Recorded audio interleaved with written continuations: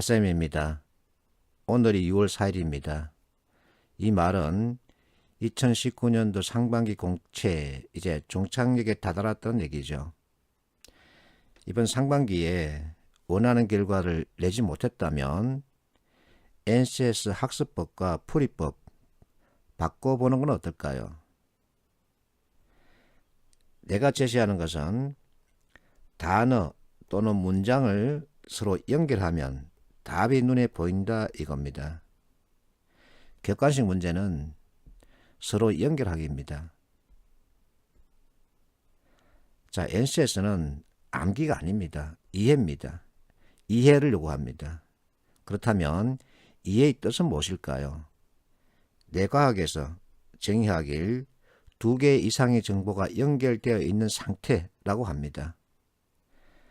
NCS가 이해를 요구하기 때문에 이 이해의 정의를 문제풀이에 그대로 적용하는 겁니다.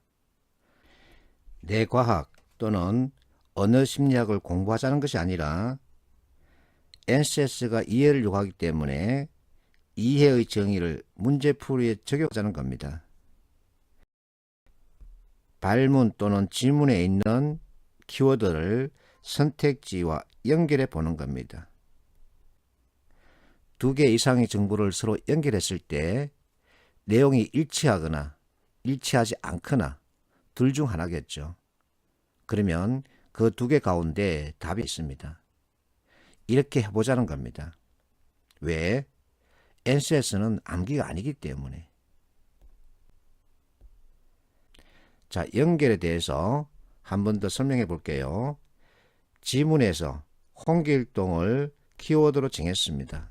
그러면 선택지 홍길동 그대로 쓰이거나 아니면 같은 뜻 다른 표현 조선 중기 인기 소설의 주인공 어적으로 활동했으며 아버지를 아버지로 부르지 못했다. 이렇게 서술합니다. 자, A로 쓰인 경우는 누구나 압니다. 누구나 찾을 수 있습니다. 근데 이제 A-로 쓰인 경우 이것을 찾기 어려워하는데 한 번 더 가만히 들여다보면 됩니다. 그래서 결국은 어휘력인데, 자, 지금 현재 어휘력이 부족하다고 해서 주저앉아 있을 수는 없죠. 그러면 같은 뜻, 같은 표현, 같은 단어 이 3가지를 찾아가는 겁니다. 이렇게 찾아가면 쉽게 답을 찾을 수 있습니다. 그리고 적성형 문제와 NCS형 문제의 특성 차이를 빨리 파악을 해야 합니다. 적성형 문제는 암기 그대로입니다. 여기에서 보듯이 적약용과 관계가 없는 것은 이 문제를 풀기 위해서는 기존에 적약용 관련해서 암기했던 그것을 가지고 봐야 합니다. 그런데 NCS 문제는 암기를 바탕으로 하지 않습니다. 무엇인가 상황을 제시하는데 이 상황에 반드시 답으로 쓸 수 있는 근거가 있습니다. 묻기를 4가지 신체 기관 가운데 어느 것을 울려야 하겠는가? 울림의 대상을 찾으라는 겁니다. 귀죠. 왜? 귀에는 달팽이관이 있죠. 이것이 진동 역할을 하는 겁니다. 진짜는 울림을 뜻합니다. 그래서 준거를 확보하라 그럽니다. 준거, 판단 기준과 근거의 합성어입니다. 발문과 지문에 분명하게 판단 기준 그리고 답의 근거가 있습니다. 암기하지 않고 연결하면 되는 겁니다. 이렇게 이것만 잡을 줄 알면 이런 결과 낼 수 있는 겁니다. 자, 실제 키워드 연결하는 연습을 해보겠습니다. 수능 문제입니다. 글은 가급적 머리와 꼬리 위주로 읽는 게 좋습니다. 자, 머리에서 올바른 관점이 나왔네요. 관점은 생각에 해당되죠. 이렇게 표시해 놓고 꼬리로 가는 겁니다. 따라서 사부 구성 맞다, 그렇다, 그러나 내 의견 왜냐면 때문이다. 그러므로 따라서 이렇게 표시하고 관점이란 표현이 나왔네요. 자, 앞에 문제. 울림의 대상은 기였습니다. 자, 이번에는 관점입니다. 관. 이 관은 무슨 관자일까요? 볼 관자죠. 그러면 무엇으로 봐야 할까요? 눈으로 봐야 하죠. 이렇게 연결하는 겁니다. 해석하지 말고.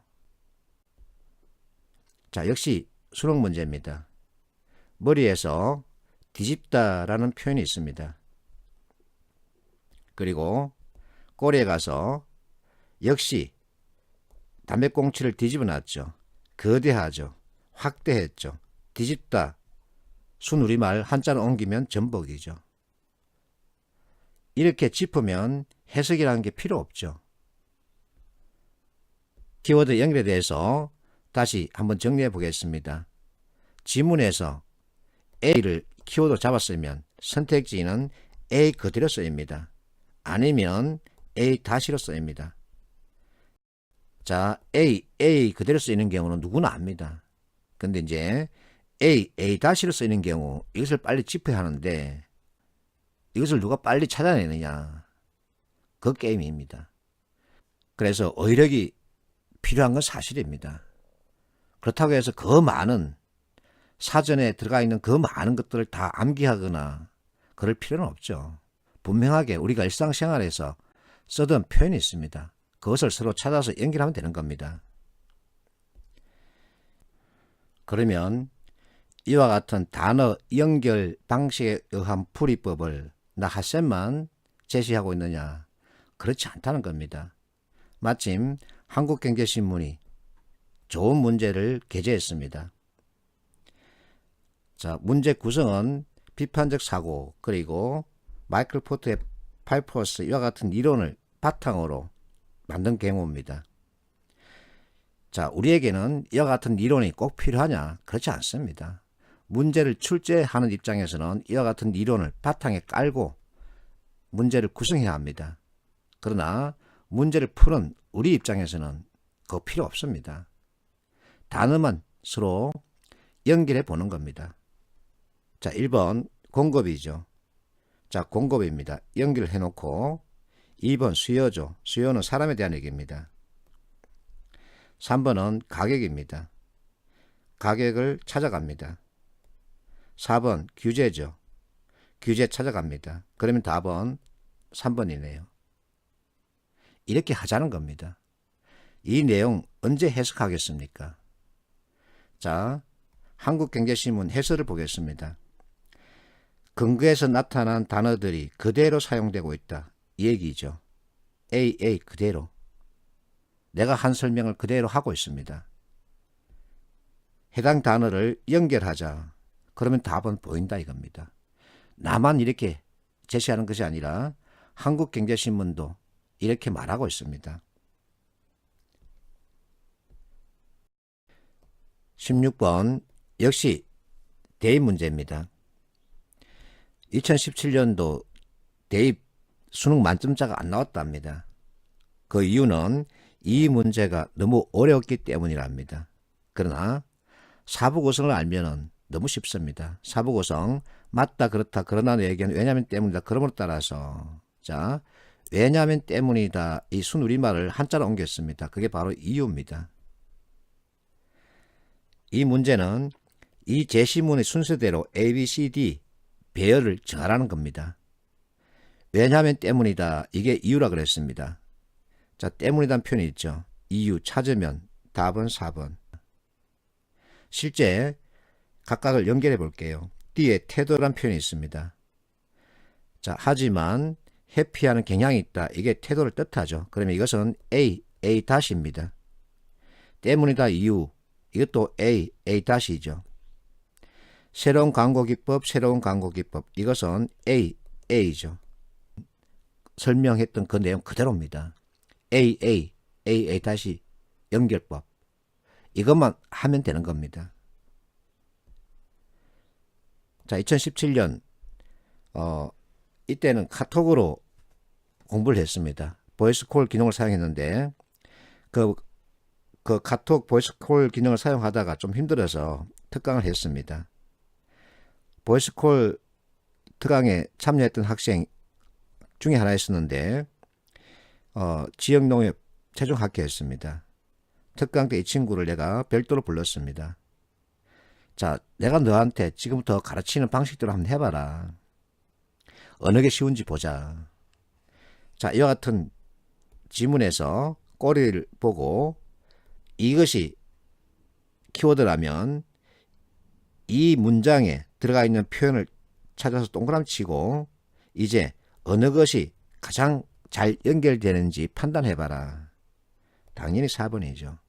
이렇게 한번 해보자. 그러면서 이 문제를 줬습니다. 방금 방식대로 이 문제를 풀어봐라 했더니 1번 수출 이렇게 연결하고 2번 500 연결하고 4번 바닥 뚫고 지하실 갔다. 바닥 뚫고 지하실 떨어져 연결하고 하더니 답은 3번. 이렇게 푸는 겁니다. 이 문제를 해설하기 위해서는 코리아 리스크라는 용어 가지고 해야 합니다. 그러나 문제를 푸는 입장에서는 이거 모르는 게 차라리 속 편합니다. 3번에서 남북 갈등 코리아 디스카운트라는 이 내용 지문에 없죠. 그러면 그게 답입니다. 해석하지 말고 이렇게 하자는 겁니다. 그랬더니 치읓 깡패가 실제 나왔습니다. 2017년도, 2018년도에는 치읓 깡패가 많이 나왔습니다. 이 친구 나한테 카톡이 왔습니다. 쌤 특강에 가고 싶은데 행편이 안 됩니다. 내가 화를 냈습니다. 자식아, 일단 머리 들이밀고 와서 공부하고 나서 얘기해라. 공부도 하기 전에 그렇게 주눅 들어서 어떻게 싸워 이길 거니? 그렇게 해서 불렀습니다.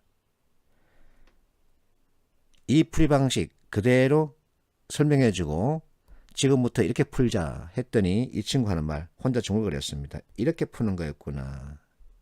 그러면서 이제 자기 공부하던 그 과정에 대한 얘기를 들려주는 겁니다.